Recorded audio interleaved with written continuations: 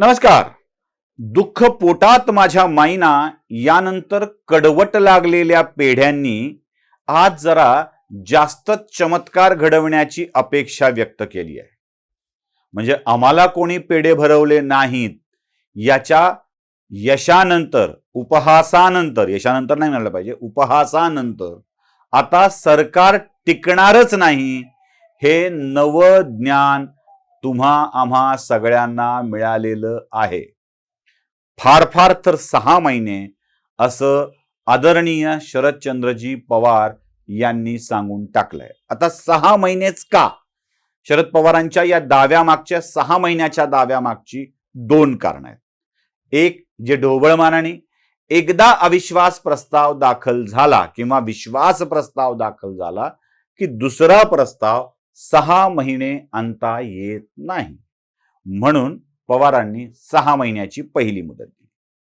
दुसरं 6 महिने यासाठी की आत्ता चालू आहे जुलैचा महिना आणि 6 महिन्यानंतर निवडणुका आहेत गुजरातच्या निवडणुकीसोबत महाराष्ट्रातील निवडणुकांचा अंदाज याआधी माझ्या सगट अनेकांनी व्यक्त केलेला होता. सरकार पडलं नाही तर बरखास्त होईल आणि बरखास्त झाल्यानंतर गुजरात सोबत निवडणुका होतील असा तो अंदाज होता.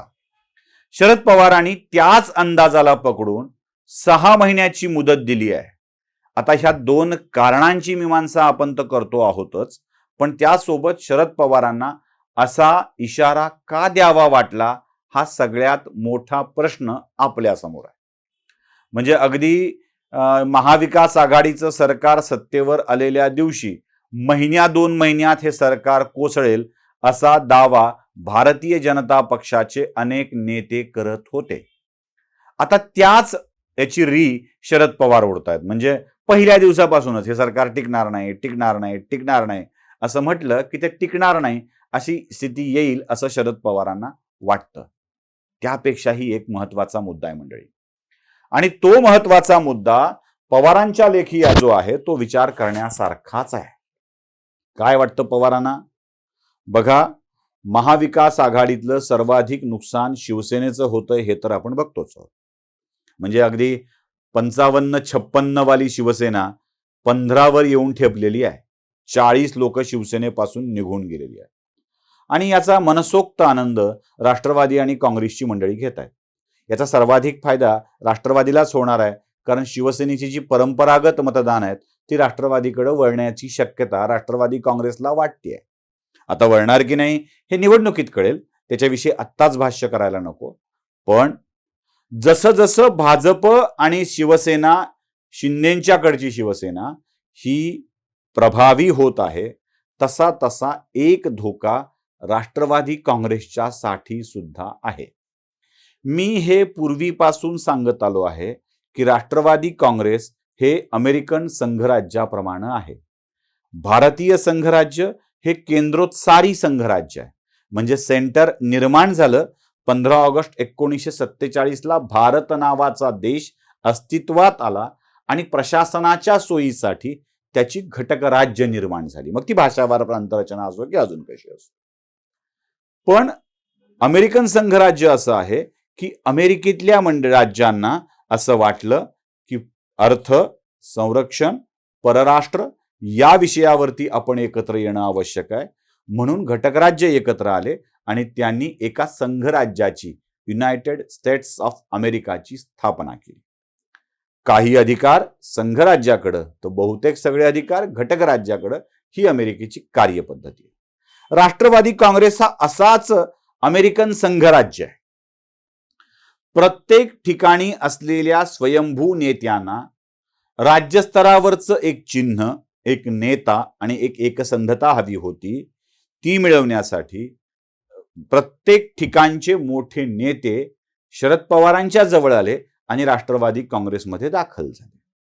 अर्थात त्यांची आमदारकी, त्यांची मंत्रिपद शाबूत राहण्याबाबत शाश्वती पवार देतात आणि मग त्यांना बाकी एकसंधता मिळून सत्तेची लाभ मिळवण्याविषयीची खात्री मिळून जाते. आता या अमेरिकन संघराज्याला म्हणजे राष्ट्रवादी काँग्रेसला धक्का लागण्याची शक्यता निर्माण झालेली आहे. राष्ट्रवादीमधले तसे मोठे नेते आधीच भारतीय जनता पार्टीच्या गळाला लागलेले आहेत. म्हणजे प्रदेशाध्यक्ष राहिलेले व्यक्ती सुद्धा भाजपकडे निघून गेलेले आहेत.